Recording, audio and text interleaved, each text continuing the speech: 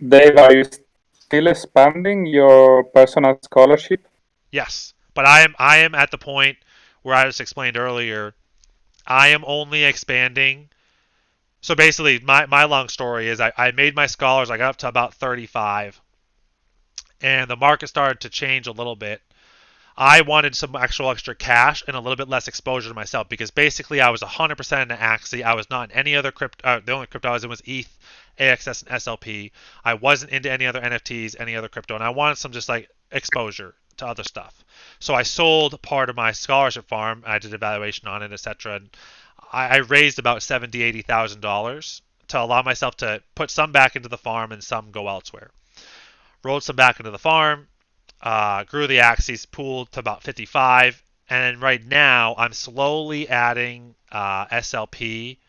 Um, I'm slowly using the SLP earned by the scholars to add more scholar accounts. So every month I can breed about um, every month I can breed around 3 to 4 four breeds of any type.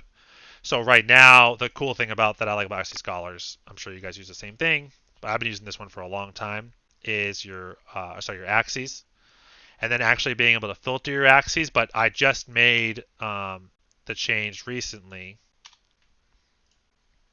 to put in all my zero breeds because I was waiting to breed all these Axies versus putting them into scholarships, and I've decided now that I'm gonna I just put them in a scholarship. It's like, screw it. They're good enough axes to start making some money, so I put them all in.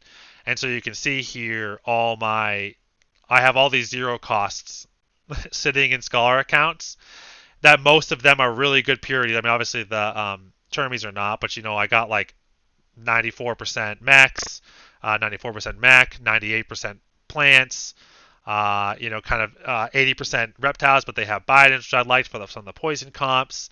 Um, some are kind of like worse purity, so I didn't really care. I probably was going to sell that anyways, but the ROI wasn't good enough to go ahead and um, sell at the time, in my opinion. So like, I'm not selling a single Axie. That's the other advice I have right now too. If you can get around, so if you're going to do the breeding I just talked about and like get your money's worth to pay off for all the SLP, etc., or you have a meta Axie, you're going to get more than 0.12 to zero point 0.2 worth of value, it's probably worth selling. If you're going to sell an Axie for under 0.06, unless you just want that money to go buy a deal that you see right now, it is not worth selling an Axie in my opinion because they're way undervalued, especially once we're going to have kind of the release mechanism or the burn mechanism. So for me, I'm keeping every single Axie I have unless it's listed. If it's listed, it's for a decent profit or a decent price. So yeah, so I'm gonna take now. I have other Axies in my scholar pool, so I still have some on the sidelines. I got 24 here. That I'll use some of these. Plus, I'll probably have to move some scholar Axies to start breeding next month. Or is it right here? So that I can keep those lines going and get more good Axies kind of into the pool. But yes, I am expanding. What My goal is to do about another. So if I can do uh, 12 new Axies a month, um, my goal would be to be adding at least 4 to 6 new scholars a month, but even trying to be faster than that. I'm trying to get to 100 as fast as possible because I don't think Axie prices are going to stay as low as they are right now for quite a bit.